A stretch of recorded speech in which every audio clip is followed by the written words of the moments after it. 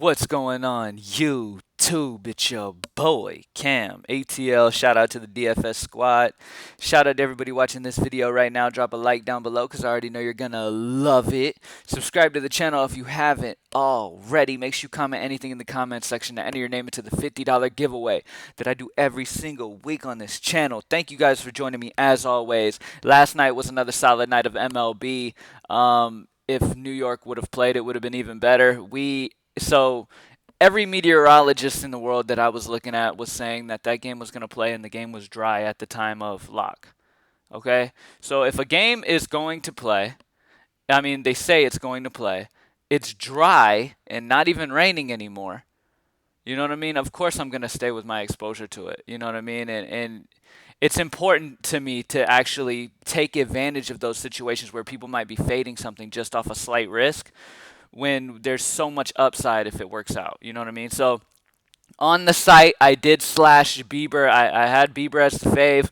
I slashed Cole, so I apologize to everybody who slashed and played Cole and was angry at me because I was excited because Cole was ruled out and he was 30% owned. I apologize to the people who did play that slash. I didn't mean any offense by it, obviously.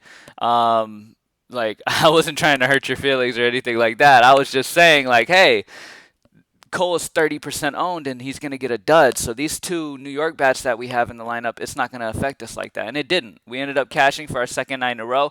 And let's go ahead and keep it going today, all right? I promise I will not play anybody in rain, okay? I won't even slash anybody even considering rain. If it rained yesterday, I won't even put a player in the lineup. If it rained yesterday where they're from, all right? So let's go ahead and get straight into it. Greenlightdfs.com, join the squad. Let's get into it. Now, starting off at pitching, let's talk about it. Now, Jacob Degrom, Garrett Cole, Mike Clevenger, Clayton Kershaw, Lamet. These guys are at the top. Now there's a lot of solid options. You have matchups you don't love, like you don't love Clevenger against Minnesota. By the way, we just added this feature where you could see who they're playing and where they're playing. Like at the blah blah blah. This wasn't on there before. It would just show the team of the player. Now it's showing like who they're facing to. So I added that for you guys so it's a little easier for you, but and for me to be doing the videos as well. But DeGrom's going against Miami. Solid matchup. They've actually started to strike out a lot. In the beginning of the year, they were on point, but now they're starting to strike out some. So Jacob DeGrom's in a great spot. Garrett Cole, obviously. Clevenger's going against Minnesota, so tough matchup, and he did get rocked by Minnesota earlier this year. Clevenger is a talented pitcher, though, man. He's a talented pitcher, and I wouldn't be surprised to see him do solid. Like maybe in GPPs, go Clevenger paired with Lamet or Clevenger paired with Barrios.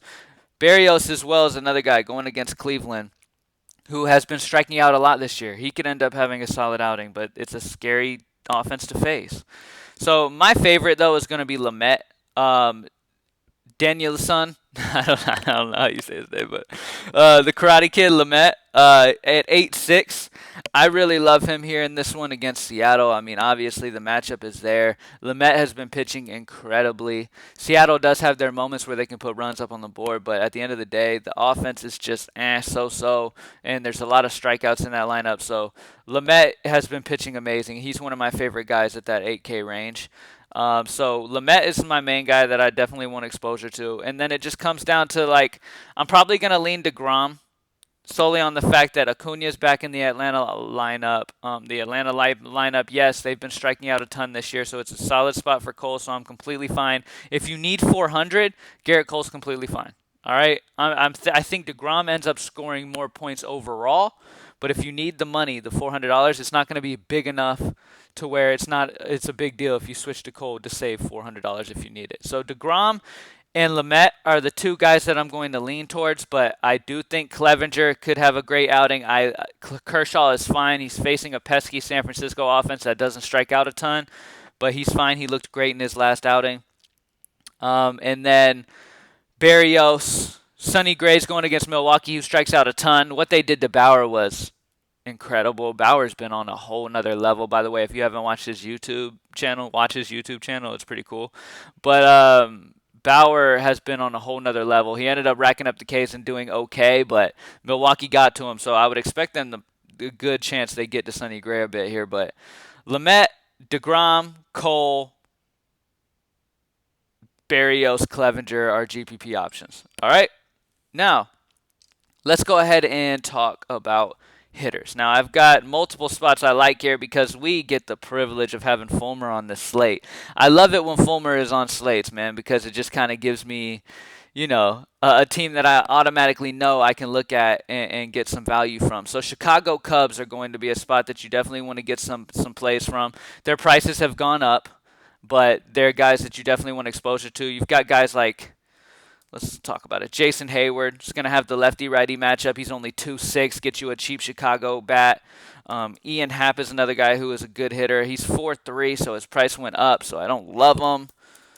Bote is only 2.8, so Bote, Hayward are super cheap guys to get you exposure to this amazing matchup here. Fulmer is bad versus lefties and righties. It's a fantastic matchup for any Chicago Cubs, so get the Cubs that you can get. Outside of that, I'm going to show you, not only am I going to show you the guys who screwed me yesterday for the game being canceled, but Luke Voit. I'm still on Luke Voit. Absolutely love Voit, and I'll talk about these two guys once I get them in. And Talkman. Mike Talkman, another guy that I absolutely love. That projection is bogus. I'm going to change that. But Talkman is in a fantastic spot right here, man. He's batting a .330 batting average this year. He's batting a .330. Great situation. Going against Anderson, making his first start of the year. Lefty-righty matchup. I think Anderson's going to get rocked here. New York bats, they've just got too much power in this lineup. They've got Aaron Judge back in the lineup. Anderson's a guy that you can definitely pick on here. So I like Talkman.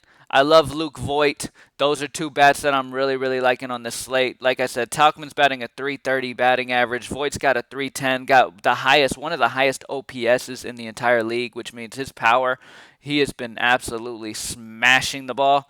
Luke Voigt's got crazy double dong upside at 4.5. So Voit and Talkman, I really like both of those guys. Let's go out here. Trent Grisham is loved heavily by the Green Light Optimizer. I can completely understand it in GPP if you want to go that route. I'm completely fine with him. Even in cash games, he's fine.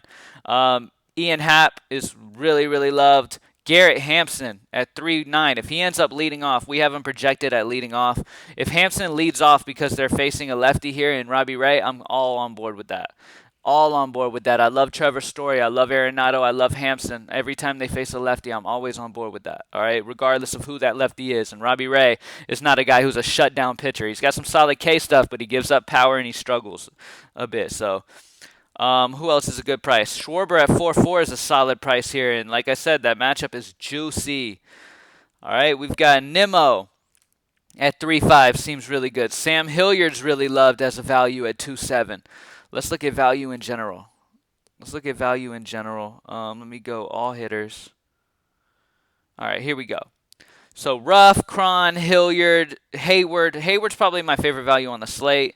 Once again, we're probably going to get Victor Reyes leading off. You can do worse than Victor Reyes leading off at 2.8. He does have stolen base potential as well, so he's a solid option. Matt Kemp is only 2.7, righty-lefty matchup against Robbie Ray.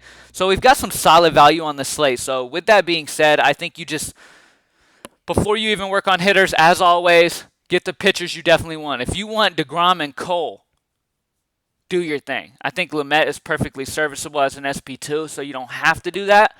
But take your time, figure out which one of Degrom and Cole that you want, pair them up with Lamet, and then you're going to have plenty of value on this slate to be able to work with. Nolan Arenado is even not too bad. He's normally over 5K against lefties.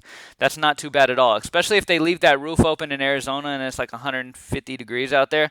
It's going to be a great hitting environment for him as well, so you'll definitely want exposure to that. Let's check Fanduel. Well, let's talk about a few more hitters. Anybody I missed that I want to talk about? Jake Cronenworth has been mashing right-handed pitching. Dude's an absolute beast, batting like a .350 batting average this year. Also, I wanted to mention Detroit bats. Detroit bats are very solid value today on this slate. All right, they are solid options on this slate. You've got a lot of Detroit bats who hit lefties very well. Now they're going against Lester, who just got absolutely destroyed in his last start. The wind is blowing in Detroit, but like I said, there's a lot of Detroit guys. Like, if you want some cheap value to sprinkle in with your big stacks or to make those big pitchers work, Detroit would be the way I would lean. There's some really well-priced guys on Detroit that hit lefties very, very well. Shoop, Goodrum, Miguel Cabrera, These guys hit lefties very well, so they're solid prices and they're solid options to go with today. All right, let's check FanDuel. Over on FanDuel, let's start with the pitching. Degrom is 10-7 over here. Lamet's 9-3. Kershaw's 10-7. All right, we're not going to get Garrett Cole over here, so Jacob Degrom would be my guy. All right, plain and simple. Like, Lamet's fine. If you need the money, I guess Lamet would be fine, but Degrom feels great here. So I'm completely on board with Degrom. Let's talk hitters. Value, because you know how I feel about that. We need the value over here. All right, Hampson, locked. Plain and simple. 2-5. I'm predicting him to lead off. The optimizer's predicting him to be the leadoff bat here going against the lefty. We'll have to see. They've been leading off with Tapia, who Tapia also has like over a 400 batting average versus lefties. A lot of people would automatically assume, oh, Tapia's a lefty, I wouldn't want to play him versus a lefty. That's false. Okay, he hits lefties better and he's been hitting righties. So Tapia is completely fine if he leads off. But I'm hoping Hampson gets the lead off here at 2-5. He's amazing. Even if he doesn't, though, he's in the lineup. He's going to be a fantastic option today. You know what I'm going to do? I'm just going to go projection. Just look at him straight up because the value will be right here. All right. Trevor Story's 4-2. Arenado, I like at 3-8. Let's see. Trent Grisham's 3-1 over here. Garrett Hampson, like I said. Anthony Rizzo. Kyle Schwarber's locked. Kyle Schwarber's another lock over here. Like, FanDuel, the discrepancy on prices on FanDuel is something to definitely take advantage of, okay? We cashed easily over on FanDuel last night, and that's kind of what I made sure I focused on. It's like, look, the pricing over here on FanDuel on certain players is just so ridiculous. You have to take advantage of those players. Like Schwarber is locked. Hampson, if he's leading off especially, locked. Anthony Rizzo at 3-1, damn near locked against Fulmer. Chicago's going to put up a ton of runs against Fulmer. Fulmer is atrocious. Okay, so you want exposure against him. So Rizzo at 3-1 is just too cheap, man. Let's see what else we got. We got Nico Goodrum at 2-8. I talked about Detroit guys being solid value today. They should be all right. That's a lot cheaper over here than he is over on DK. J.D. Davis is the guy who hits for a very solid average. He's got over a 300 batting average this season, and they have him at 2-9. All right. G-Man Choi, I know he's not on the main slate, but he's only 2-5 if you're playing all day. Chris Davis is incredibly cheap, man. That's sad to see. I probably won't play him even when he's that. But Cronenworth, value 2-8. Love him. So, once again, we have some great value on the slate. Preferably Schwarber and Hampson are your main guys that you want as value over on FanDuel. Play Degrom. He's the best pitcher on FanDuel by far. And it just is what it is. Not by far. I mean, him and Kershaw aren't too far apart, but DeGrom's the option on FanDuel in my opinion. All right? Thank you guys for joining me as always. GreenlightDFS.com. Join the squad. Good luck today, y'all. And I'm out. Peace.